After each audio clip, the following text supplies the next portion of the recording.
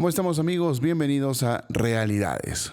Una semana más en la que vamos a estar juntos para conversar de distintos temas del acontecer nacional y, por supuesto, las elecciones es el tema principal.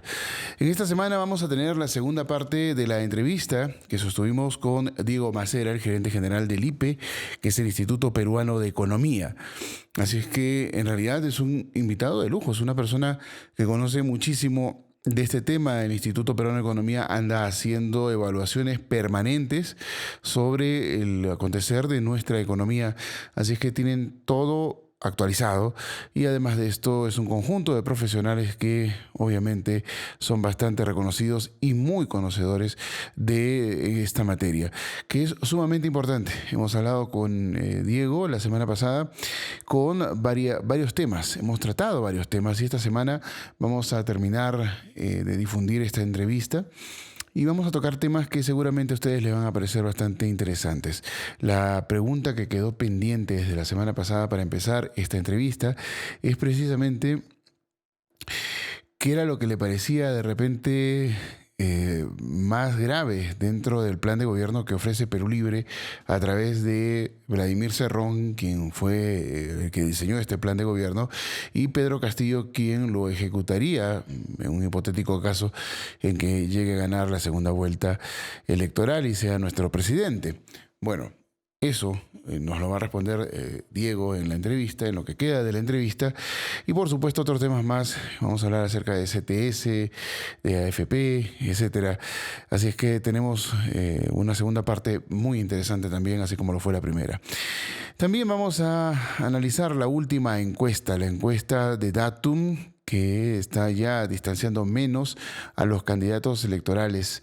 Esta elección que se viene realmente es bastante atípica en el sentido en cómo se vienen afrontando las cosas. Un debate no oficial en Chota, la propuesta muy sarcástica, por decirlo menos, porque en realidad el contexto es otro, de que se haga el debate en el penal Santa Mónica por parte de Pedro Castillo y Keiko Fujimori, que aceptó el debate. O sea, yo lo espero ahí, diga la hora y cuándo. Ya se acostumbró Keiko a que le impongan la hora y la fecha, pero el asunto está en que ahora Castillo le ha dicho a ella que lo acompañe a recorrer el Perú. O sea, hagamos mi campaña. Así que Keiko estaría como asistenta de campaña o asistonta de campaña en todo caso, porque que se preste ese juego pues ya sería bastante rayano, no en lo bizarro, la verdad, sino en realidad en lo torpe políticamente hablando, porque no estamos hablando de un reality show para ser presidente del Perú, sino de una campaña que tiene que mostrar cosas que nos convenzan a nosotros de que más allá de tener a dos esperpentos políticos como candidatos, pues podemos tener por lo menos a uno de los dos como una alternativa de un gobierno que pueda tener algo mejor que el otro. Así es que no va por ahí la cosa y me parece de que uno comete los errores y el otro busca que capitalizarlos, pero no los capitaliza bien. Así es que, bueno, el rebote del debate de Chota es precisamente, parece, lo que ha generado que para esta encuesta las cosas comiencen a acercarse entre candidatos. Hay otras encuestas más que también están señalando cercanías de repente un poco más próximas, no de un 5%, sino de un 3%, pero sinceramente eso ya no se siente tampoco tan real de acuerdo a lo que cualquiera de nosotros podríamos percibir, ¿no? Por lo menos no los que estamos lejanos a lo que viene a ser la realidad. Pero básicamente para un partidario, pues obviamente va a significar decir la frase albricia, si saltamos de aquí hasta el techo en un solo pie y chocamos los tacos en el aire, pero no, la situación es completamente diferente. Vamos a difundir una entrevista que le hicimos hace más de una semana a Isabel Manrique, Guaracina, candidata por Acción Popular al Congreso, que no llegó a ganar su curul, pero que tenía propuestas interesantes dentro de campaña. Nos pareció interesante. Nosotros cumplimos nuestra palabra de no entrevistar a ningún candidato al Congreso ni hacer publicidad en nuestras redes sociales, porque en ese tiempo estuvimos con el programa todavía en stand-by de vacaciones por decisión propia y entonces no hemos entrevistado a nadie ni en las redes. Así es que Esta vez sí, la entrevistamos porque nos pareció interesante, como ya le dije, alguna de las propuestas que ella tenía. Así es que vamos a conocer también cómo se siente un candidato luego de campaña y de no haber ganado, de tener propuestas puestas allí y que además se trate de una persona que sea bastante joven como lo es ella.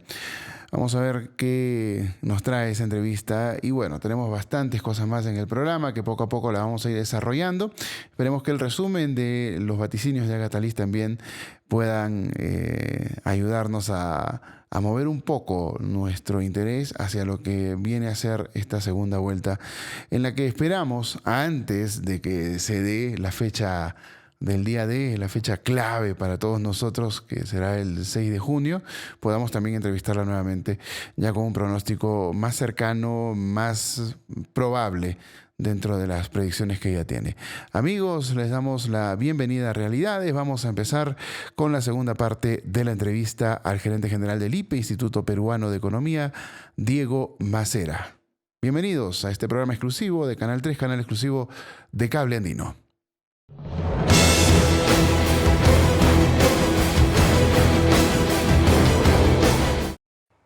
Me dirijo a los jóvenes del Perú.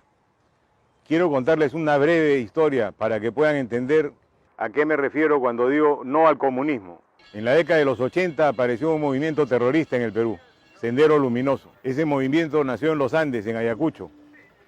Siempre en esa época buscando la pelea entre el que menos tiene y el que más tiene, como siempre ha sido, la lucha de poderes. Abimael Guzmán generó una corriente muy fuerte de ideología en ese sentido y convirtió en unas huestes asesinas a sus seguidores, que era lo que quería, devolverle la tierra al campesino, pero se olvidó que en el gobierno militar, en la reforma agraria, la tierra se la dieron a los campesinos y no tuvo una masa que lo pudiera apoyar.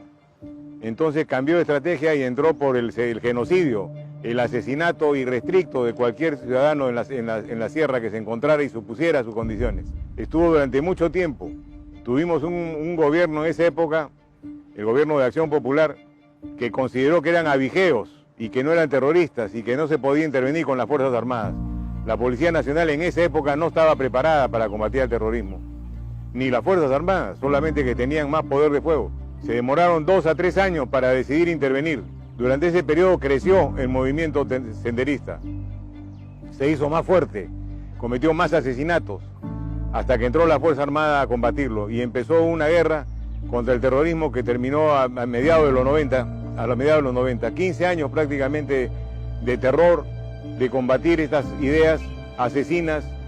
Fueron llegando a la ciudad, ponían un coche bomba todos los días en algún sitio, normalmente en las embajadas, volaban torres de tensión eléctrica. En Lima, en las casas habían grupos electrógenos, porque no había corriente, normalmente nos quedamos sin energía.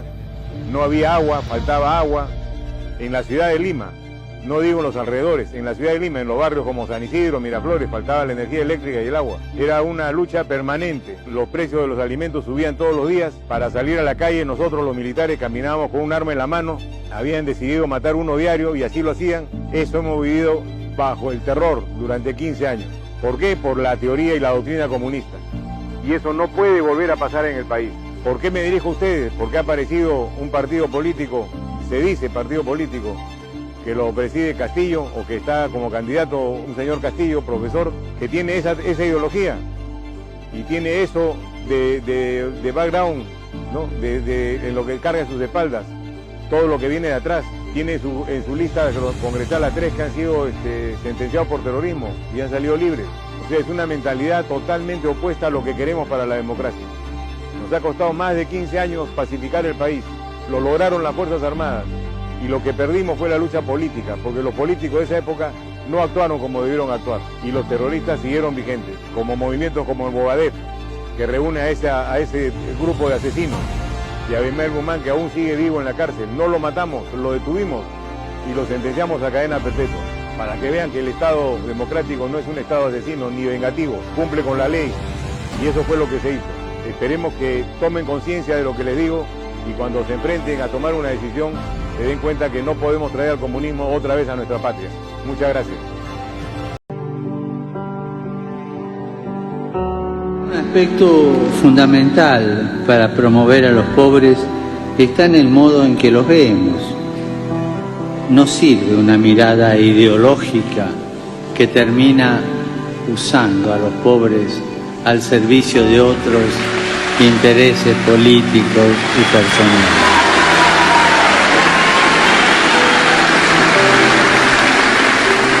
Las ideologías terminan mal, no sirven. Las ideologías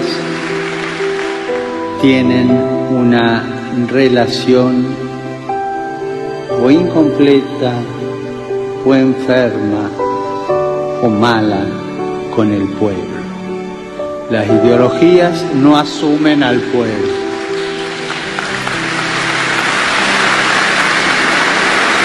Por eso, fíjense en el siglo pasado, ¿en qué terminaron las ideologías? En dictaduras, siempre.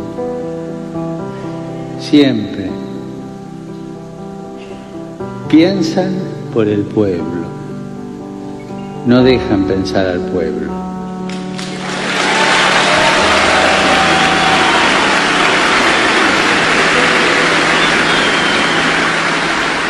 La empresa minera tenemos que revertirla todo.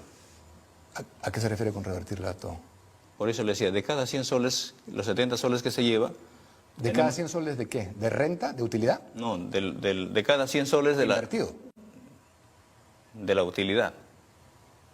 De cada 100 soles de la utilidad, la empresa paga el 30%. De cada 100 soles de la explotación minera que saca, de cada 100 soles de la riqueza que se saca de la minería. De la venta, dice usted. Claro, de la venta. Ya, pero eso no es utilidad, pues, profesor. Yo no puedo tributar sobre la venta. Yo solamente puedo tributar sobre la utilidad que me queda a mí. La venta es recaudación bruta. Sí, pero ¿quién se lo lleva?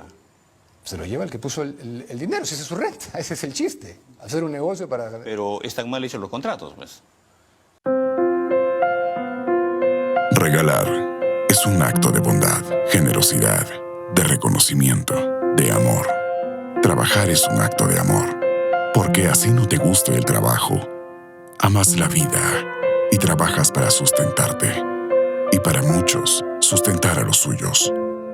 Trabajar también es desarrollar una pasión, es forjar un destino en medio del camino de una carrera, oficio o profesión. Amar tu trabajo es como amarte a ti mismo, como amar a la vida, como amar a los tuyos. No desmerezcas tu trabajo, ni el de otros profesionales como tú. No regales tu trabajo. Sé un profesional de verdad.